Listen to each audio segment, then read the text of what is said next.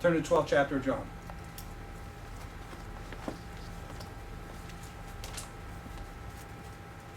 This is one of those things that we're not quite sure what happened.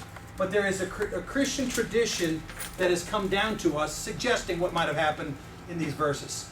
So what I share with you now is extra biblical, but I'll share with you the biblical answer. What I'm saying is, we don't know what the question was. It says here, verse 23, Jesus replied. We replied to what? We don't know. But there's a Christian tradition. I want to share with you that. Let's go up to verse 20. There were some Greeks among those who went to worship at the feast. They came to Philip, who was from Bethsaida in Galilee, with a request. Sir, we would like to see Jesus. Philip went to tell Andrew. Andrew and Philip in turn told Jesus. Obviously, at that point, they asked him a question that says Jesus answered them. What did they ask him? I think it's important to know. The Bible doesn't tell us. So I don't know. Maybe we shouldn't even play around with it, but I'm going to play around with it anyway because I do know this tradition, okay? And here's the tradition. Take it for what it's worth. The Prince of Edessa said, we want all the great teachers here in Athens. All the great ones. All around the world. Let's get them here. And somebody probably said to him, there's a guy named Jesus. He's creating quite a buzz down in Galilee. You might want to think about getting him up here. And the Prince of Edessa said, pretty good? Awesome. This guy's good. I mean, they say, and you know how many teachers there are down there, they say that he's the one that sticks out. They say he teaches with authority, not like the rest of them. Well, what does that mean? I don't know exactly, but they say he's the best. Well, let's get him up here then. Well, I don't think he's going to come. You know, first he's Jewish, not going to get along with Athens so well, and then, you know, so they started discussing it, and some things got thrown around about him, and pretty soon this is what they're saying. Let's make him a deal. Let's give him three things. Number one, Prince of Edessa said, I'm going to send you 8 guys down. You go check him out. And you tell him that we will give him an endowment. My understanding is he's a poor guy. What do you guys say? He sleeps on bridges or something? There's no place to lay his head? Oh, for crying out loud. We'll give him an endowment. We'll give him some money. He will never have to worry about money the rest of his life. Buy anything he wants. Whenever he wants. We'll give him some money. Number 2, we'll give him some real disciples. Not like these goobers he's running around with. And I've always thought about this. Haven't you? The Sons of Thunder. Who are these guys, you know? I always kind of see them with a motorcycle jacket, you know, Sons of Thunder written across the back. Not these guys, no. You know, the prostitutes and midgets he's running around with. Come on, we can give him some real disciples. PhD candidates. PhDs that will take his message all around the world. People all around the world will know who this Jesus guy is before we're done with him. And then we'll give him a third thing. You told me, didn't you? That they kill prophets down there? Sounds like a prophet to me. I think he's going to die. And all the 8 guys say, yeah, he's going to die. If we don't get him up here. There you go. There's the 3 things. Get out of here. Bring him back here. They go. They find someone that says, yeah, I know him. I'm a disciple of him. Well, could you introduce us to him? Yeah, I think I could. And they wind their way to Jesus. And they said, Jesus, Prince of Edessa really wants you, man. I mean, he really wants you. He'll give you all the money you ever dreamed of. He'll give you some real disciples, not these goobers you're running around with right now. And he'll give you a long life. You'll live to 70, 80, maybe 90, maybe beyond. Your name will be known all over the world if you'll come with us. Now, I don't know what he would have done at that point, but I'd rather imagine he said, thanks for coming, guys. Hang on just a minute. And I imagine him going off, looking up, and saying, Abba, you remember what it says? That the devil went away, but it didn't really go away for good. Kind of intimated he'd be back. I think he's right there.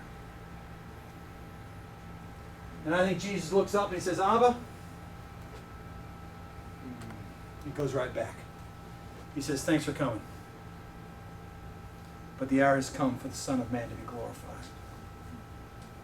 This is my time. Right here, right now. I tell you the truth, unless a kernel of wheat falls to the ground and dies, it remains only a single seed. But if it dies, it produces many seeds. The man who loves his life will lose it, while the man who hates his life in this world will keep it for eternal life. Whoever, and I imagine he looks over his disciples right now. He says, hey guys, y'all know I'm about ready to go into Jerusalem, and I've told you I'm going to die, but then I'm going to tell you this too. Whoever serves me must follow me. To Jerusalem, to death, and to the cross. Whoever serves me must follow me. And where I am, my servant will also be. My Father will honor the one that serves me. Then this is what I imagine just in my mind as I look at this. I can imagine Jesus going over here, grabbing his breast, looking up to heaven, and saying, Abba, my heart's troubled. What shall I say? Father, save me from this hour? No! It was for this very reason I came to this hour. Father, glorify your name. Then it says this. A voice came from heaven. I have glorified it and will glorify it again. And all I can think about is the boys that were just sent from Edessa. They're looking at Jesus. They're looking up at the voice and they're saying, we're out of here. And they turn 180 degrees and run back to the road. It takes them back to Athens.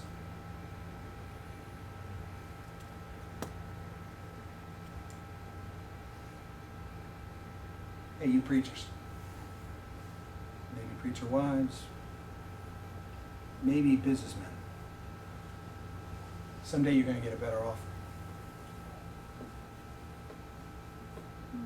And our whole evangelical world is built on, if you get a better offer, that's an open door. Walk through it.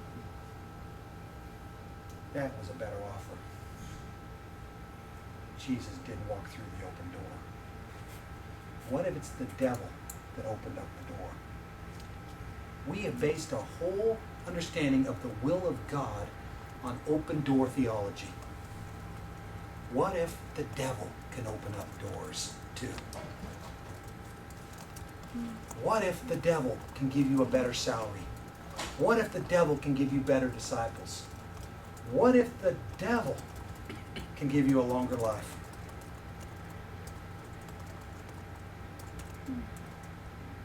You see, if you've died, you're going to do his will, not the will of the Prince of Edessa or the President of the United States or your wealthy boss. Or the district superintendent that just said, I've got a much bigger church for you, and I need for you to take that church. And it's obvious. You're going to get more money. You're going to get better disciples.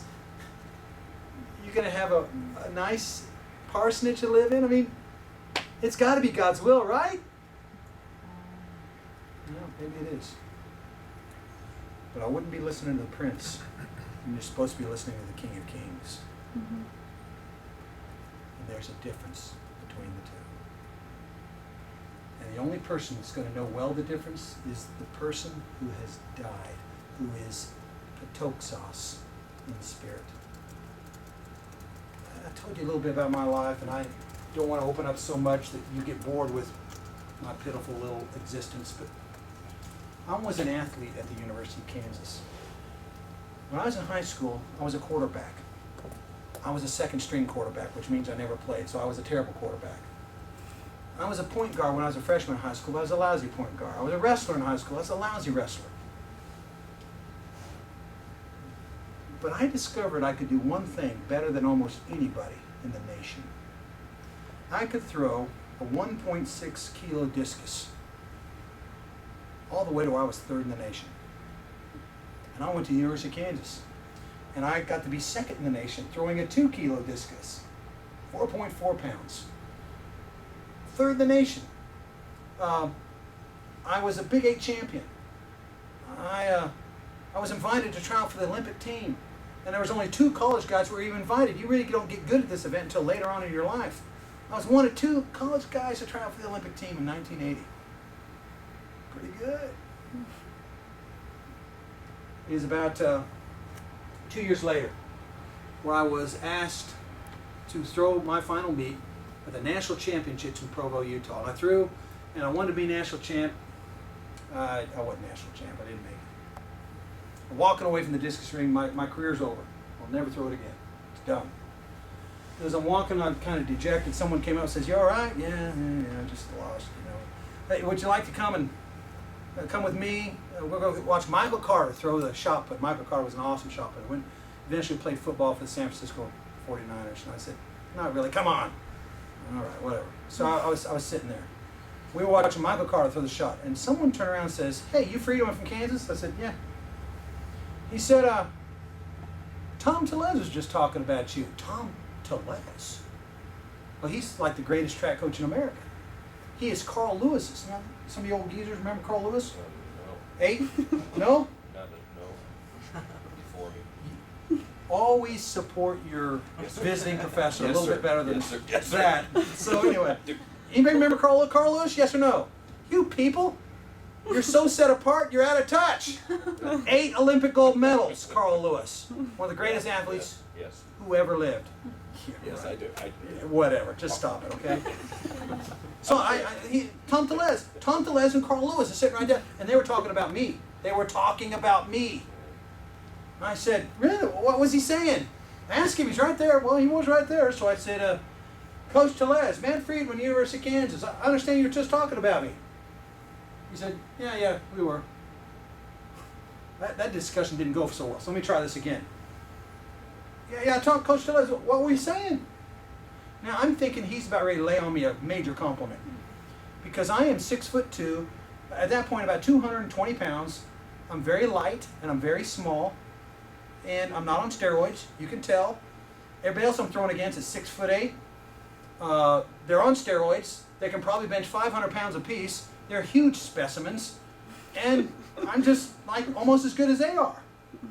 I'm figuring he's going to say something really good about my form, because it can't be my physique that's keeping me up with these guys. So I just say, "Well, what was about my form?" He says, "It stinks." I said, "Excuse me?" He said, "It's terrible." I said, "What are you talking about terrible?"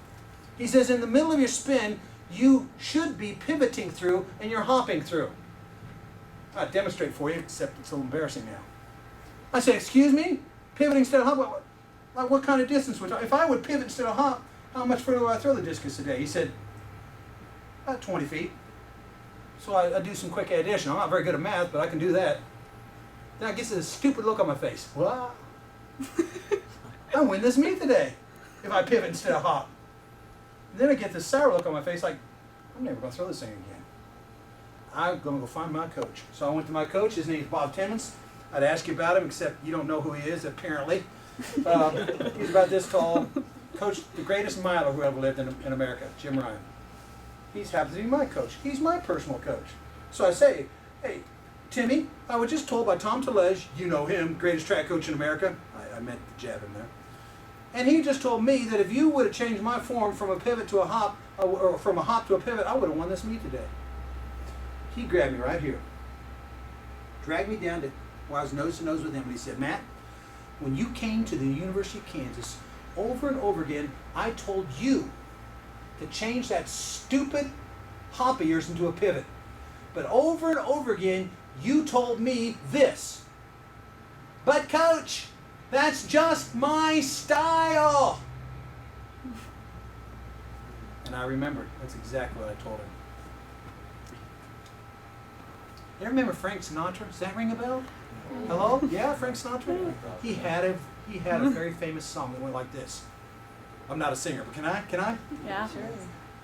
I did it my way. Your way stinks. I'm not talking about Matt Freedom. I'm talking about you. I'm talking about you and you. I'm talking about you. Your way stinks. Now, I don't have to tell you that. The Bible says so. You're a born sinner. That's about all you know how to do.